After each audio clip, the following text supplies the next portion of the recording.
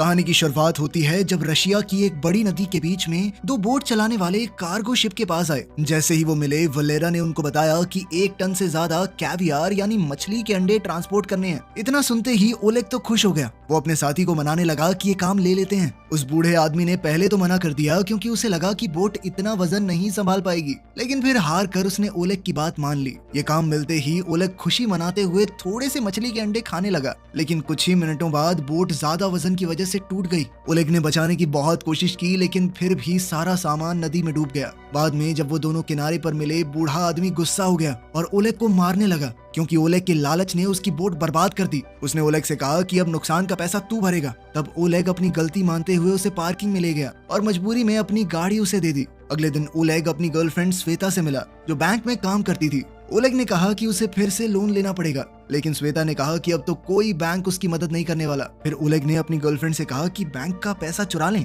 लेकिन श्वेता ने मना कर दिया और कहा कि ऐसा करने से प्रॉब्लम और बढ़ जाएगी। थोड़ी देर बाद ओलेग अपनी साथी के साथ वहां से निकल गया। श्वेता ने देखा कि ओलेग के पास एक नई गाड़ी है जो गंदगी और मछलियों के टुकड़ों से भरी हुई थी। अपने बॉयफ्रेंड की प्रॉब्लम सॉल्व करने के लिए श्वेता ने उसे याद दिलाया कि पापा तुम्हें थोड़ा पैसा दे सकते हैं, वैसे ही सब उन्हें घर बेचने के लिए कहते रहते हैं, तुम उन्हें मना लो, फिर मेरे हिस्से जो आएगा वो तुम्हारा। लेकिन ओलेग ने मना कर दिया कि वो अपने आप को नीचा नहीं दिखाना चाहता।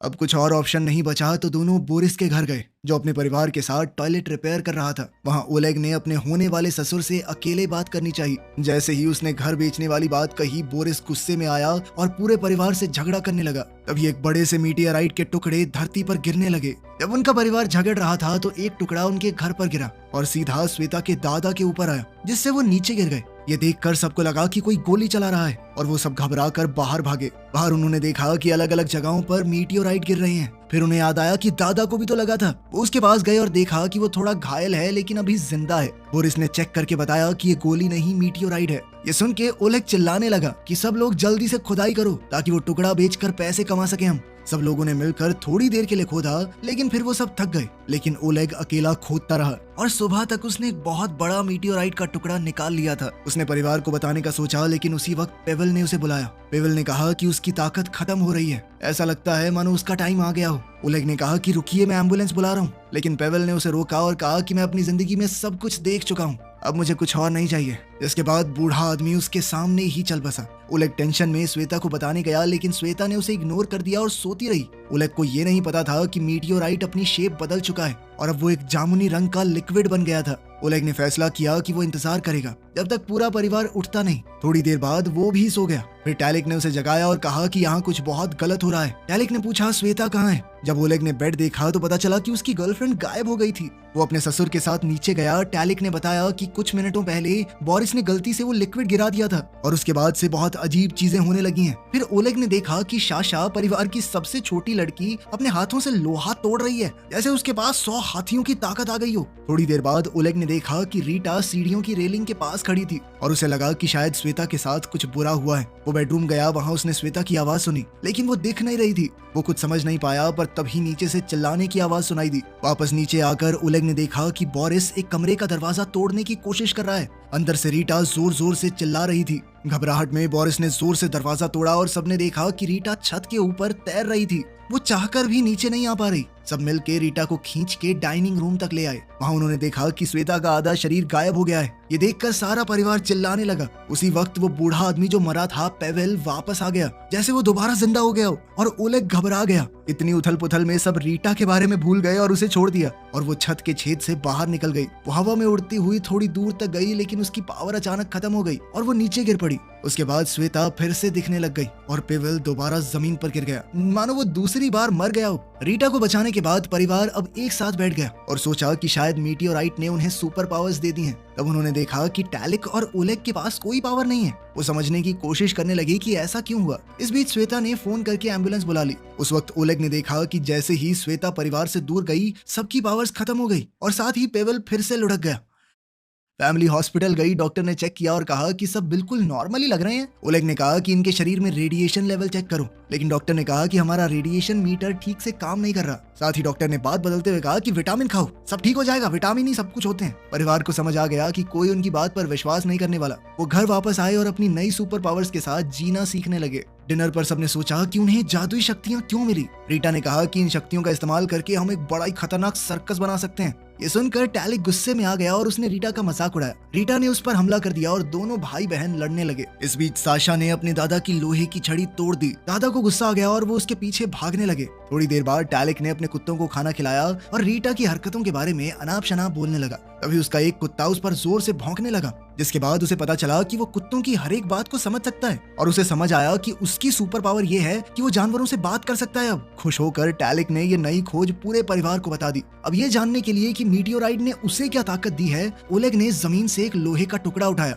और अपने हाथों से उसे मोड़ने की कोशिश की, लेकिन वो नहीं मुड़ा और फिर शर्मिंदा होकर वो घर के अंदर वापस चला गया। सुबह ओलेग बाकी परिवार को जगाने लगा, लेकिन जब वो पेवेल के कमरे में गया तो उसने देखा कि बूढ़ा आदमी रस्सी से लटक रहा है, लेकिन फिर भी उसे कुछ नहीं हुआ। अब वो अमर हो चुका था, किसी भी तरीके से मर नहीं सकता। जिसके बाद उसने ओलेग से कहा कि बेटा मैं मर तो नहीं रहा, लेकिन रस्सी से मुझे छुड़वा दो। उसी वक्त बोरिस टॉयलेट पर बैठा, लेकिन अचानक वो टेलीपोर्ट होकर बाहर चला गया और फिर हैरान और परेशान होकर वापस बाथरूम में आया। जब वो फिर से टॉयलेट जाने की कोशिश करने लगा तो फिर से टेलीपोर्ट होकर बाहर आ गया और परिवार वाले हैरान हो गए कि ये हो कैसे रहा है। सारे सवालों से तंग होकर बोरिस ने कहा कि अब मैं दोबारा करके नहीं दिखाऊंगा, टॉयलेट जाना है मुझे, मैं टॉयलेट नहीं जा पा रहा हूँ। फिर उसने अपने पूरे परिवार को अपने साथ अपनी पसंदीदा मछली पकड़ने वाली जगह पर चलने के लिए कहा, क्योंकि वहाँ जाकर उसका दिमाग शांत हो जाता था। जब वो लोग वहाँ पहुंचे, रीटा अपनी ताकत से झील के ऊपर उड़ने लगी और टैलिक एक कुत्ते के पास बैठकर अपने फोन की वीडियोज उसे समझा रहा था। इसी बीच ओलेग ने बोरिस से कहा कि मेरे पास एक आइडिया है, हम सबकी पैसों की दिक्कत खत्म हो जाएगी। लेकिन बोरिस ध्यान से नहीं सुन रहा था,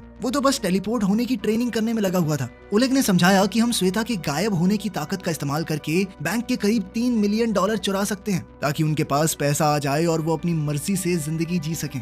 लेकिन ट्रेनिंग खत्म करने के बाद बोरिस ने कहा कि ऐसा कुछ नहीं करने वाले हम, ऐसी हरकतों से सब मुसीबत में पड़ सकते हैं। उसने कहा कि हम बस इंतजार करेंगे, जब सब कुछ ठीक हो जाएगा तो फिर से नॉर्मल जिंदगी जिएंगे। इसके बाद ओलेग गुस्से में परिवार से दूर चला गया, जिसके बाद पेवेल फिर से मर गया और रीटा पानी में गिर पड़ी। ओलेग समझ गया कि सबकी ताकतें उसके और श्वेता के दूर जाने से खत्म हो जाएंगी, लेकिन बोरिस ने कहा कि मुझे इस बात से कोई फर्क नहीं पड़ता, हम नॉर्मल जिंदगी जी लेंगे। उसने ओलेग से कहा कि परिवार को और परेशानी में मत डालो, क्योंकि पहले ही ओलेग की गलतियों की वजह से वो बहुत मुसीबत में है। इस बहसबाजी से थककर ओलेग ने श्वेता को गाड़ी में बैठने को कहा और श्वेता ने साशा से कहा कि जब तक हम लोग बाहर हैं दादाजी की बॉडी को छुपा देना। सफर के दौरान श्वेता ने कहा कि तुम्हारे प्लान में गड़बड़ी है, हम पकड़े जाएंगे, हमारी जिंदगी तक खतरे में पड़ सकती है। जैसे ही वो उस एरिया से निकल रहे थे, उनको कुछ गुंडों ने रोक लिया और उनकी गाड़ी घेर ली। थोड़ी देर बाद वलेरा वहाँ आया और उसने ओलेग से कहा कि गाड़ी में आकर बात करो। गुंडे ने ओलेग को धमकी दी कि अगर कैवियार में जितना पैसा डूबा है वो कर्ज चुकाया नहीं ना, तो तुझे जबरदस्ती चाइना ले जाके काले बाजार में बेचूंगा, समझा।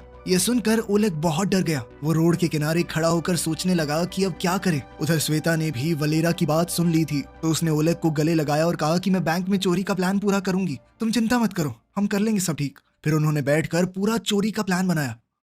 बाद में पूरा परिवार लिविंग रूम में इकट्ठा हुआ और सबने मिलकर तय किया कि चोरी का प्लान अब शुरू करना है। इसके बाद सबने फैसला किया कि रात भर पार्टी करेंगे, क्योंकि हो सकता है कल पकड़े जाएं, फिर जेल में चक्की पीसनी पड़े, तो आज पार्टी तो बनती है। सुबह ओलेग ने रीटा के साथ मिलकर नाश्ता बनाया। रीटा ने कहा कि मुझे एक प्ले करना है। बोरिस ने भी जोर डाला तो ओलेग ने उसकी बात मान ली। फिर सब लोग एक बड़े थिएटर गए जहां रीटा ने अपना इंट्रोडक्शन दिया। उस जगह के हेड ने उसकी शक्ति देखी तो वो हैरान हो गया। इसके बाद परिवार के सभी लोगों ने एक एक करके अपनी ताकत दिखाई और वो आदमी ये सब देखकर पूरी तरह हिल गया। हैरान होकर थिएटर का हेड बोला कि मैं तुम सबको काम पर रखूंगा, लेकिन ये सुनकर ग्रुप वहाँ से निकल गया और ओलेग ने उस आदमी को धमकाया कि कोई भी रिकॉर्डिंग तो नहीं कर रहा था ना। रात को ओलेग को लगा कि उसके शरीर में कुछ तो अजीब हो रहा है। बाथरूम में जाकर उसने देखा कि उसकी ताकत है कि उसकी उंगलियों से पानी निकलता है। ये क्या फुद्दू सी पावर है। अगली सुबह ओलेग साशा के साथ एक महंगे रेस्टोरेंट में लंच करने गया, क्योंकि साशा ने ये शर्त रखी थी कि वो बैंक लूटने में मदद तब करेगी जब ओलेग उसका रोमांटिक डेट पर जाने वाला सपना पूरा करेगा। लेकिन फिर जल्द ही ओलेग ने देखा कि पूरा परिवार छुपकर उनको देख रहा था। वो बेचारा वैसे ही छोटी बच्ची के साथ डेट पर आकर बहुत शर्मा रहा था। ऊपर से श्वेता भी गायब होकर उनके पास वाली कुर्सी पर बैठ गई और ओलेग को चुंडियां मारने लगी। वो अपनी टिंगू बहन की रोमांटिक डेट को थोड़ा हद में रखना चाहती थी। इसी बीच ओलेग ने देखा कि वलेरा और उसके आदमी भी रेस्टोरेंट में है। वलेरा ने ओलेग को पहचान लिया और उसके पास आया ओलेग डर के मारे कुछ नहीं कर पाया, लेकिन फिर उसे बचाने के लिए साशा उठ गई और अपनी ताकत से गुंडे की हड्डी पसली एक कर दी। साथ ही उसके 2 आदमी भी पेल दिए। सब कुछ देखकर ओलेग घबरा गया और वहां से भागा। उसके पीछे श्वेता भी भागी। इसी वजह से साशा की पूरी ताकत खत्म हो गई और पूरा परिवार जल्दी से कार की तरफ दौड़ा ताकि वो वहां से निकल सके। फिर बैंक में चोरी का दिन आ गया। सबने गाड़ी सेट की, श्वेता ने अपने कपड़े उतारे और फिर गायब होके ओलेग के साथ बिल्डिंग की तरफ चलने लगी। अपनी शक्तियों का इस्तेमाल करके श्वेता बिना किसी को दिखे सिक्योरिटी क्रॉस पार करके बैंक के लॉकर रूम का पासवर्ड देखने लगी। बाहर बोरिस ने गाड़ी एक और जगह पर पार्क करनी चाहिए, लेकिन पुलिस कार ने उन्हें रोक लिया। पुलिस ने कहा कि जल्दी से रास्ता खाली करो। टैलिक ने सोचा कि अगर दूर गए तो श्वेता की ताकत चली जाएगी। बोरिस ने टाइम पास करने की कोशिश की और रास्ता छोड़ने से मना कर दिया। पुलिस ने गुस्से में गाड़ी की फोर्स से उन्हें धक्का दिया और उस जगह से दूर कर दिया। इसी वजह से पेवल फिर से मर गया और श्वेता अचानक दिखने लगी। बैंक के अंदर मौजूद सभी लोग शॉक हो गए। ओलेग तुरंत बाहर भागा और परिवार के साथ मिलकर बूढ़े को बिल्डिंग के पास खींच लिया, जिससे श्वेता की पावर वापस आ गई। लेकिन प्लान तो फेल हो गया था। वो सब जैसे ही निकलने लगे, पुलिस की एक गाड़ी ने पीछे से उन्हें रोक लिया। उन्होंने पहले ही बोरिस को वार्निंग दे रखी थी, तो पुलिस वाले के आने से पहले वो वहां से टेलीपोर्ट हो गया ताकि बात और न बढ़ जाए। लेकिन गलती से पुलिस की गाड़ी के अंदर ही टेलीपोर्ट हो गया था वो। भैया ये गाड़ी आपकी है? अच्छी है बहुत। घर लौटने के बाद बोरिस ने कहा कि आज तो ओलेग की वजह से बच गए। गुस्से में ओलेग ने सबको डाइनिंग रूम में बुलाया और कहा कि तब तक कोई कुछ और काम नहीं करेगा जब तक चोरी पूरी नहीं होती। रीटा ने कहा कि मुझे अभी भी प्ले करना है, लेकिन सबने मिलकर उसे चुप करवा दिया। अपनी बेइज्जती से परेशान होकर वो बाथरूम में रोते हुए भाग गई। ओलेग को बुरा लगा और उसने फैसला किया कि उसका शो कर देते हैं ना। शो की रात रीटा बहुत घबरा गई। वो गलती से दूसरी ओर मुड़ गई और पूरी बिल्डिंग में उड़ने लगी। ओलेग और श्वेता अलग हो गए ताकि रीटा को पकड़ सकें, लेकिन रीटा के मिलने से पहले ही वलेरा वहां आ गया और उसने ओलेग के मुंह पर मुक्का दे मारा, जिसके बाद ओलेग तुरंत ही बेहोश हो गया। थिएटर का हेड अपना प्ले बिगड़ने से बहुत नाराज था। उसने बदला लेने के लिए कहा कि ओलेग को पब्लिक के सामने सजा दो। उसे स्टेज के पर्दे के पीछे फेंक कर बहुत मार पड़ी। थोड़ी देर बाद ओलेग बाहर आया और अपने परिवार से मिला। श्वेता ने अपने बॉयफ्रेंड को ऐसे देखकर पूछा कि क्या हुआ तुम्हें? बस मेरा हो गया है, थक गया हूँ मैं, ओलेग ने कहा। ये परिवार बेवकूफ और मतलबी लोगों का झुंड है और कुछ नहीं। उसने गुस्से में सबको कह दिया कि चाहे तुम्हारे पास पूरी दुनिया की ताकत आ जाए, फिर भी तुम बेवकूफ ही रहोगे। उसने ये भी कहा कि अपना कर्ज मैं अकेले चुकाऊंगा और फिर सबको वहीं छोड़कर वो चला गया। लेकिन बोरिस ने कहा कि इस परिवार से कोई दूर नहीं जाता। उसने अपने दामाद को पकड़ा और जबरदस्ती बैंक ले गया। वहाँ सबने अपने प्रोफेशनल मास्क पहने। रीटा ने एक बड़ी चेन लेकर दीवार पार की और साशा ने ट्रक धकेल कर गली का रास्ता बंद कर दिया। इसके बाद बोरिस टेलीपोर्ट होकर अंदर चला गया,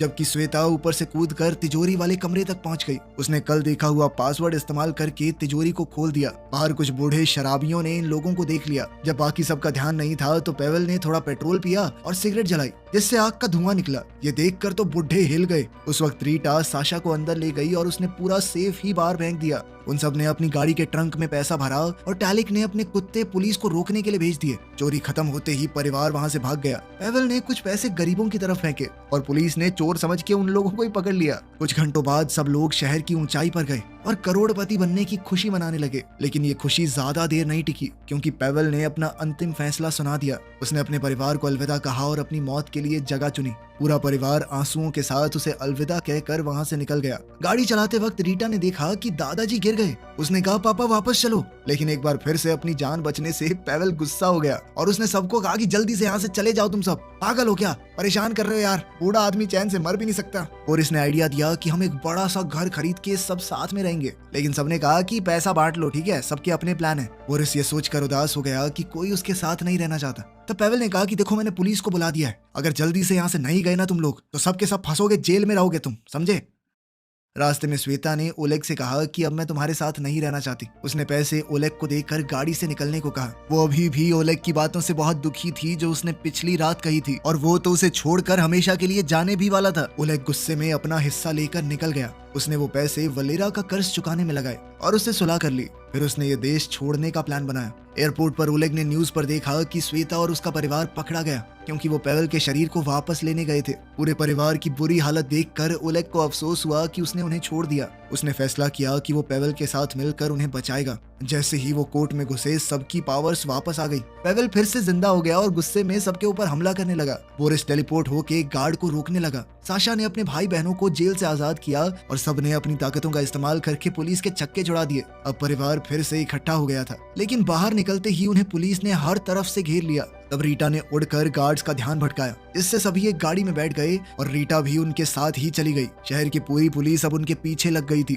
एक पुलिस की गाड़ी उनका पीछा छोड़ ही नहीं रही थी। इससे इरिटेट होकर बोरिस ने टेलीपोर्ट होकर पुलिस की गाड़ी का क्रैश करवा दिया। थोड़ी देर बाद एक और गाड़ी साइड से आई और साशा ने जोर लगाकर उसे धक्का दिया, जिसके बाद गाड़ी उलट पुलट गई। अब ओलेग को सामने कई सारी गाड़ियां नजर आई। उसने कोशिश की कि एक्सीडेंट ना हो, लेकिन फिर भी उनकी गाड़ी एक फ्रूट स्टॉल से टकरा गई। विंडशील्ड के ऊपर मिट्टी ही मिट्टी हो गई थी। ओलेग खुश हुआ कि अब तो उसकी ताकत काम आएगी। उसने अपनी उंगली से पानी छिड़क कर गाड़ी का शीशा साफ करते हुए आगे चलाई, लेकिन परिवार को पुलिस वालों ने रोड ब्लॉक से घेर लिया। तब साशा ने पोल पकड़कर गाड़ी घुमाई और सबको वहां से निकाला। फिर उन्होंने गलियों से निकलने की कोशिश की। जब पता चला कि पुलिस ने चारों तरफ से घेर लिया है, तो रीटा ने गाड़ी को उड़ा दिया। गाड़ी हवा में उड़ने लगी और पीछे लगी हुई पुलिस से वो लोग बच निकले। इस सब के बाद ओलेग फिर से वलेरा से मिला। उसने मदद के लिए शुक्रिया कहा, क्योंकि वलेरा अपनी कार्गो शिप में छुपाकर पूरे परिवार को चाइना भेजने का इंतजाम कर चुका था। तैयारी के बाद परिवार एक बड़े कंटेनर में बंद हो गया, जो और कंटेनर्स के बीच में शिप पर रखा हुआ था। अब वो सभी लोग एक नई शुरुआत करने एक दूसरे देश की तरफ निकल गए। आपको इनमें से किसकी सुपर पावर सबसे अच्छी लगी, कमेंट्स में जरूर बताना।